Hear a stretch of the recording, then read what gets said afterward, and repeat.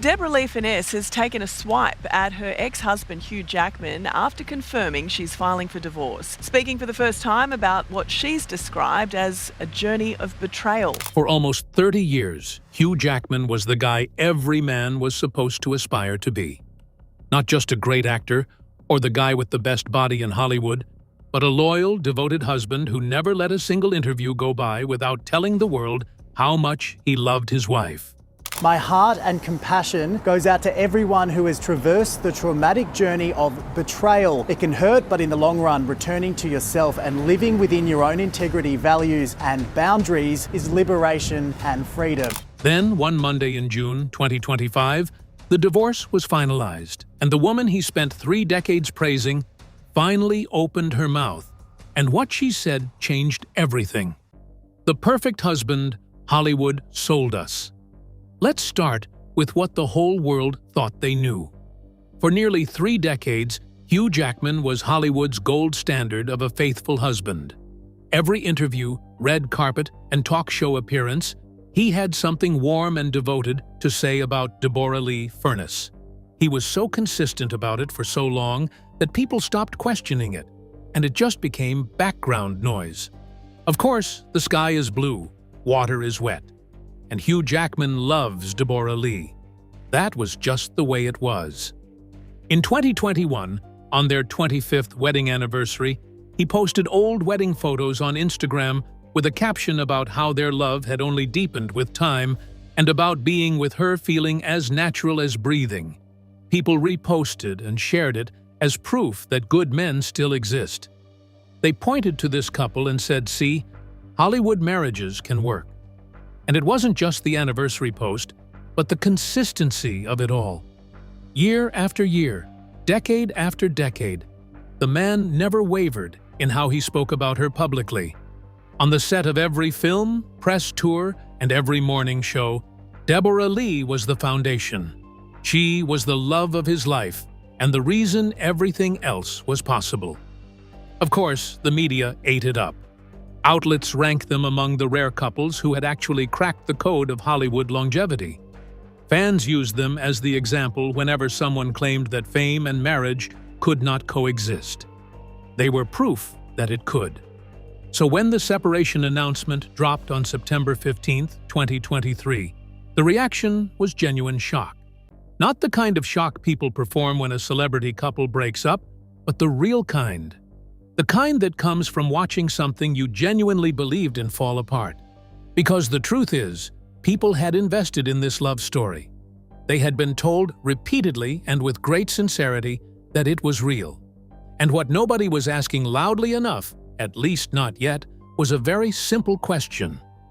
When a man tells the whole world for 30 years that his wife is everything and then leaves, which part was the performance? Was it the love? Or was it the leaving? And the answer to that question starts not with Hugh, but with the woman he married. Because before she was anyone's wife, Deborra-Lee Furness was already someone. Before Hugh, she was already a star. This is a part of this story that keeps getting buried under the divorce headlines. And it really should not be, because it reframes everything.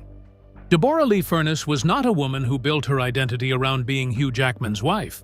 She was an established, award-winning actress before Hugh Jackman was a name anyone knew. She studied at the American Academy of Dramatic Arts in New York City. She worked in the United States, appearing on the television series Falcon Crest. She then returned to Australia and built a career that stood entirely on its own. In 1988, she starred in the Australian film Shame, playing a lawyer in a rural town fighting for justice. That role earned her the Best Actress Award from the Film Critics Circle of Australia. She also won the Golden Space Needle Award for the same performance. By the early 1990s, she had appeared alongside Meryl Streep in A Cry in the Dark and alongside a young Christian Bale in the 1992 film Newsies. She was not a struggling actress looking for a break at all, but was someone who had already arrived. By 1995, she was cast as the lead in the Australian television series Corelli. She was 40 years old, had a career full of credited work and real industry recognition, and was the star of the show. Hugh, at that point, was 25 years old and had just left drama school. Corelli was his very first professional acting job, where he played a prisoner, and she played the psychologist working with him. So let that sit for a second. The woman the world would later come to know primarily as Hugh Jackman's wife was, at the start of their story, the more established of the two. She was the lead, while he was the newcomer with no credits to his name. The power dynamic between them was the complete opposite of how history has framed it. This entire context matters more than people realize, because it changes how you read everything that came after. The sacrifices she made, the career decisions she navigated around his schedule, and the years spent relocating and adjusting and supporting, all of it looks different when you understand that she did not enter this marriage as a woman who needed to be carried. She was already standing on her own. She tried to end it before it started. When Hugh first showed interest in Deborra-Lee on the set of Corelli, she did not fall immediately. She was kind of cautious, and she had every reason to be.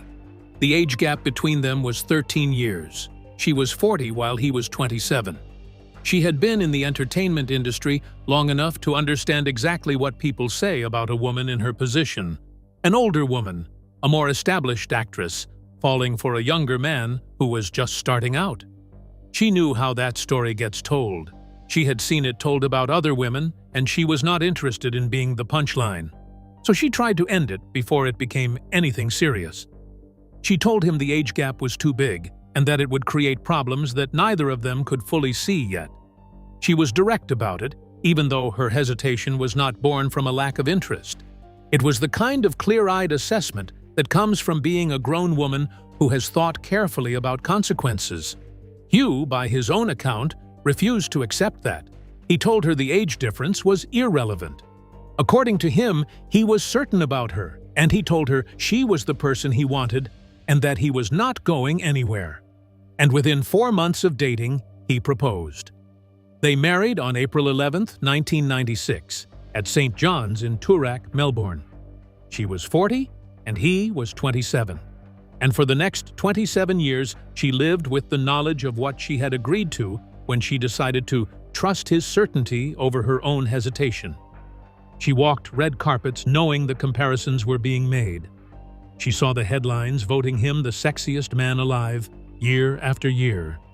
She read the comments, absorbed all of it, and she stayed, because he had told her, publicly and privately and repeatedly, that she was everything. Hugh told the Today Show years into their marriage that he knew 2 weeks after meeting Deborra-Lee that they were going to be together for the rest of his life. 2 weeks! He was that sure, and he talked her out of her own instincts with that kind of certainty. What 27 years actually cost her. Once the marriage was underway, Deborra-Lee and Hugh tried to have children, and that journey was not easy for either of them. They went through IVF treatments and multiple miscarriages, and Hugh talked about that period publicly on more than one occasion over the years, which he had every right to do. What is worth noting is that Deborra-Lee talked about it considerably less. She processed that grief in a much private way, not because she was somehow unaffected, but because she had decided that certain things were hers to hold without turning them into content. That distinction between how each of them handled private pain in public is something worth keeping in mind as this story continues. When the path to biological children did not work out, they adopted. Their son Oscar was born in 2000, and their daughter Ava came in 2005. And from everything on record, Deborra-Lee did not treat adoption as a backup plan or a consolation prize. She treated it as something worth fighting for at a national level. She became a committed advocate for adoption reform in Australia, working directly with lawmakers to push for real legislative changes and helping to found National Adoption Awareness Month in Australia. In 2015, she was named NSW Australian of the Year, specifically for her campaign to reform adoption laws in the country. None of that had anything to do with Hugh's career or his celebrity. It was something she built herself from her own platform and her own conviction at a time when adoption reform in Australia was politically overlooked and chronically underfunded. That is not the resume of someone who spent 27 years defining herself through her husband. In addition to these, there was also the career side of things, which is where a lot of the cost sat for her. You see, Hugh's schedule was not a casual thing. The X-Men franchise alone was a global operation, and that was before you factor in his Broadway work, press tours, and his various international commitments. The family moved because his career required it, and Deborra-Lee adjusted her own work around that reality. She kept going where she could, including in the 2006 film Jindabyne, which earned her yet another Film Critics Circle of Australia win.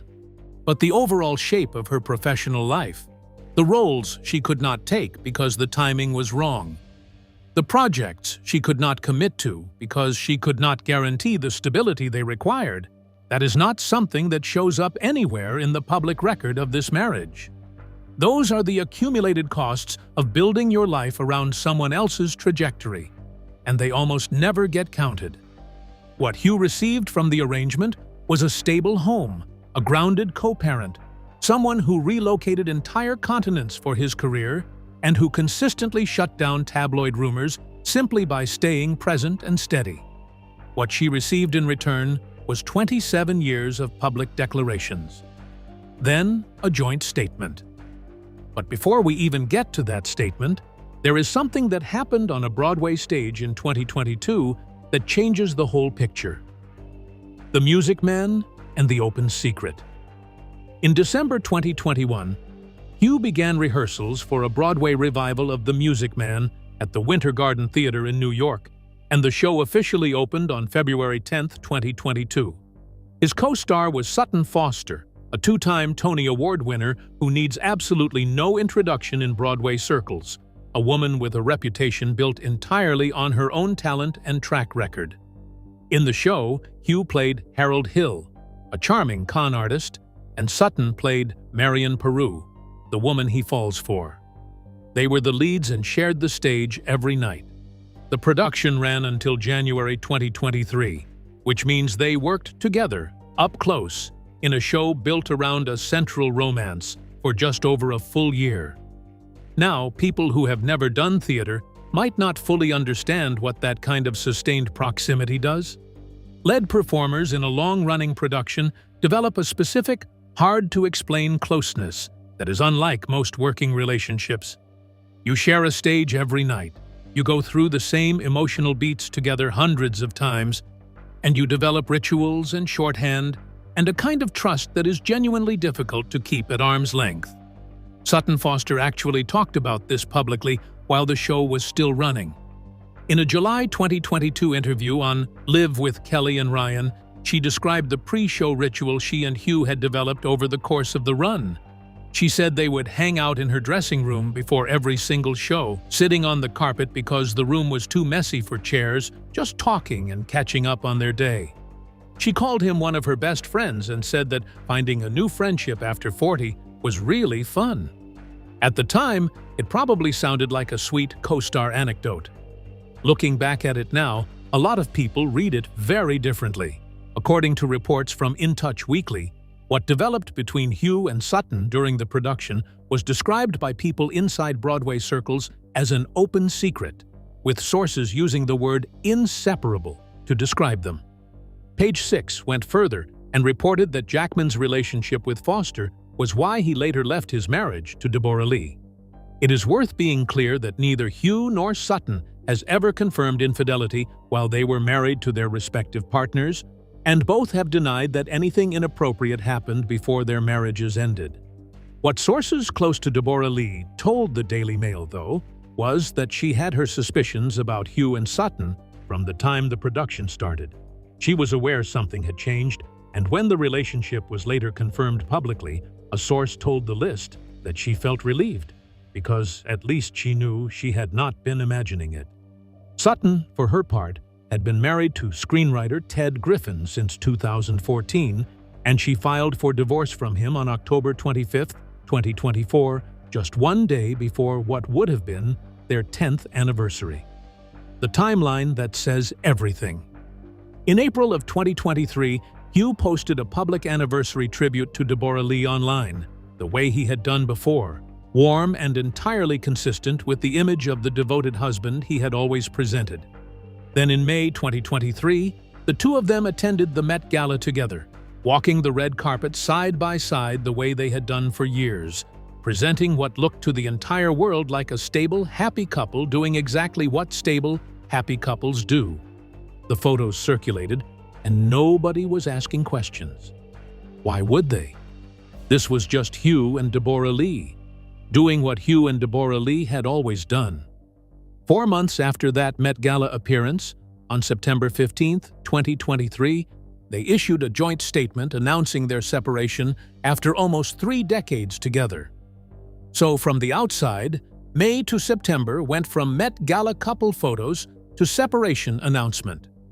Whatever was actually happening behind the scenes during those months and during the months before them was clearly not what the public image was reflecting as late as May. The language of that joint statement is worth sitting with, because it was constructed very deliberately. They said their journey was shifting and that they had decided to separate to pursue individual growth. They talked about undertaking a next chapter with gratitude, love, and kindness. They stated it would be the sole statement either of them would make. Read that language carefully, and what you will notice is that it does not say anything.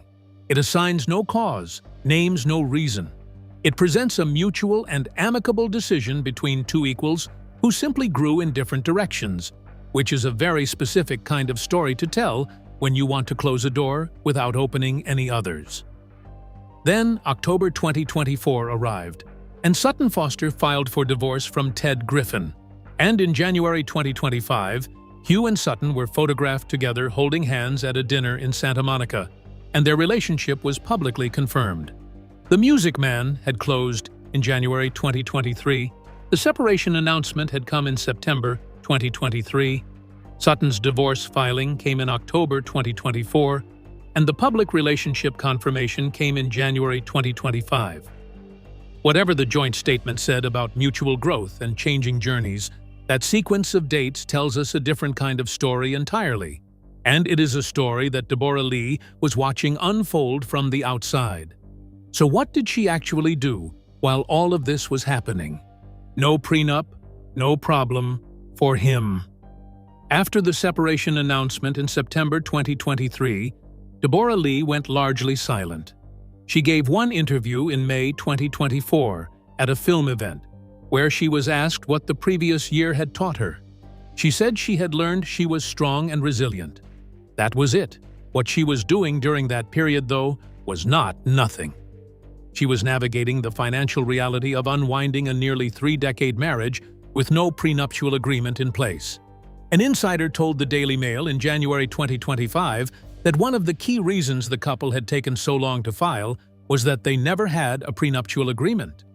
The source explained that when they got married, neither of them expected Hugh's career to reach the scale it did. They thought it would be forever, so no prenup was signed. And because no prenup was signed, and Hugh had earned a fortune during the marriage, the divorce was never going to be straightforward. According to Page 6 and subsequent reporting across multiple outlets, the combined marital estate that needed to be divided came to approximately $387 million. That number includes real estate in New York City, the Hamptons, Australia, and England. Their Manhattan penthouse alone, a 3-floor triplex in Chelsea that they purchased in 2008, was valued at $21 million. The couple also held an additional property nearby, plus a Hamptons estate estimated at around $8 million. Sources confirmed to multiple outlets that both parties reached a settlement after what was described as back-and-forth negotiation. One source said Deborra-Lee got what she believed she deserved and that both parties were coming out financially secure.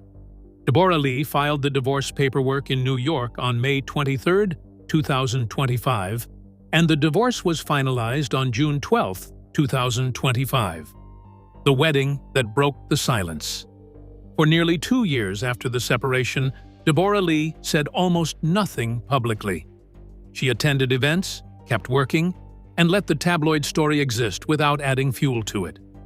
That kind of sustained silence from a woman who had every reason to speak is a statement in itself, and it makes the moment she chose to break that silence considerably more significant. You see, Hugh and Sutton made their red carpet debut as an official couple in October 2025, where they attended the premiere of Hugh's film Song Sung Blue in Los Angeles together. The following month, Hugh posted a photo of Sutton on Instagram from her Café Carlisle show and described it as magical. They attended the Gotham Awards together and stopped making any effort to keep things low-key and went fully, publicly official in a way that left no ambiguity about where things stood. Then, in January 2026, they vacationed together in Costa Rica, and paparazzi photos showed them embracing in the ocean at sunset, looking entirely relaxed and openly affectionate in a way that made the front pages. According to a source quoted by New Idea, this is also when Hugh proposed. The source said he got down on one knee during the Costa Rica trip and that, while it was not a complete shock to Sutton because they had already been talking about it, Hugh did propose and she was in possession of a diamond solitaire ring. Neither Hugh nor Sutton has publicly confirmed an engagement. What outlets, including Radar Online and GeoTV, reported, though, was that Hugh had no plans to sign a prenuptial agreement with Sutton, despite the financial scale of the settlement he had just come through. The Radar Online insider said Hugh insists he does not want or need a prenup, and that his close friends were reportedly in a state of alarm about this, with one source calling the plan total madness. By February 2026, reports of a 2026 New York wedding were circulating across multiple entertainment outlets. In addition to all these, Hugh and Sutton walked the red carpet at the 2026 Met Gala together, making it their first ever appearance at the event as a couple. The reason that date stings specifically is that the Met Gala had been Hugh and Deborra-Lee's event. They had attended it together since 2004, and sources close to Deborra-Lee shared that it had always been one of her favorite nights out of the whole year. After the separation, the two of them had reportedly agreed to alternate years at the event rather than overlap. But that agreement was made before anyone knew how serious things with Sutton had become. According to insiders, Hugh had let Deborra-Lee know in advance that he would be bringing Sutton this year, but knowing it was coming did not make watching it easier. A source close to Deborra-Lee, when asked how she felt watching all of this, summed it up in 5 words: a real kick in the teeth. The woman who helped build a $387 million estate over 27 years, who had just finalized a divorce after months of back-and-forth negotiation, was now watching him reportedly head toward a new wedding with no financial protection in place, the same situation he had with her. And then she finally decided to speak for herself. The word she chose was betrayal. On May 27, 2025, 4 days after officially filing for divorce, Deborra-Lee Furness released a statement to the Daily Mail. This was the first time she had spoken in anything approaching direct personal terms about what had happened, and every single word of it reads like it was chosen deliberately by a woman who had spent nearly 2 years deciding exactly what she wanted to say and how she wanted to say it. She wrote that her heart and compassion go out to everyone who has traversed the traumatic journey of betrayal, and that it is a profound wound that cuts deep. She wrote that she believes in a higher power, and that the universe is always working for us, and that sometimes it creates difficult circumstances to help us find our way back to our true essence and the sovereignty of self-love. She said that living within your own integrity, values, and boundaries is liberation and freedom. She said she had gained much knowledge and wisdom from the breakdown of her marriage. She shared that none of it is personal and that we are drawn to people in order to learn our lessons and recognize and heal the broken parts of ourselves. She ended by saying she remained grateful. Now compare that with the joint statement from September 2023, which talked about a journey shifting or changing, about pursuing individual growth, undertaking a next chapter with gratitude and kindness. That statement was a door being closed. The 2025 statement is something else entirely. The 2023 version used the word gratitude in the context of a mutual decision. The 2025 version uses the word betrayal, which is not a word that appears in mutual decisions. Betrayal means something was done to you, and she used the word traversed, meaning she went through something, not that she chose it. According to a source who spoke to the Daily Mail, Hugh was blindsided by the statement and extremely disappointed. He reportedly did not see it coming and was taken aback by both what she said and the directness of how she said it. That reaction is genuinely revealing because it tells you what he expected. He expected the carefully managed silence to continue. He expected the lane the joint statement set to hold. A man who spent 27 years making public declarations about his wife apparently did not anticipate that she would one day make a public declaration about him. She had waited 2 years to say one thing clearly, and the word she landed on was betrayal. And as it turns out, that statement was just the beginning. The memoir, the record, and what she gets to own. After the betrayal statement landed and the divorce was finalized, reports started coming out that Deborra-Lee was not finished talking, not by a long way. According to a source, she had spent the entire separation period keeping detailed personal notes about everything she was going through, logging her thoughts, her experiences, and the specific details of what it felt like to navigate an almost 2-year stretch of legal and emotional turmoil. The source described it as a divorce diary and said that as soon as her lawyers gave the green light following the settlement, she intended to go to publishers with it. The source said plainly that Deborra-Lee had been desperate to have her side of the story out there. And according to a report from US Weekly, she was not the only one with a book in the works. Hugh had reportedly been working on his own memoir for about 2 years, roughly from the time of the separation announcement in 2023. A source described the situation as a case of he wrote, she wrote, with both parties apparently preparing their own versions of events. The source added that the divorce had gotten contentious and that there would clearly be competition when both memoirs eventually came out. Apparently, the publishing world already agreed, because, according to multiple reports, a fierce bidding war had broken out over Deborra-Lee's book specifically, with sources predicting it would be a bestseller. What sits in the middle of all of this, and what is hard to get past, is a detail reported about how Hugh felt when news of Deborra-Lee's book started getting out. According to an insider, he had been warned early on that almost every high-profile celebrity divorcee gets approached about writing a memoir after a split like this. But part of him, the source said, genuinely hoped she would turn the offer down. He had hoped, apparently, that she would not take the publisher's money and tell her story. That detail says something worth sitting with. A man who is now openly in a new relationship and reportedly planning a new wedding hoped the woman he left would choose silence over her own account of what happened. Maybe he hoped that their joint statement from September 2023 had declared that no further statements would be made. It framed the whole thing as mutual and resolved and finished. What Deborra-Lee is reportedly doing now is simply refusing to let that framing be the final word on her own life. And frankly, given everything she went through to get here, it is hard to argue she does not have the right. So here is what we want to know from you. If Deborra-Lee does write that memoir and puts everything on the record, does Hugh Jackman have any right to be upset about it? Leave your answers in the comments below. Don't forget to like the video and subscribe to the channel. Thank you for watching, and if you enjoy this video, please click on the next one on your screen.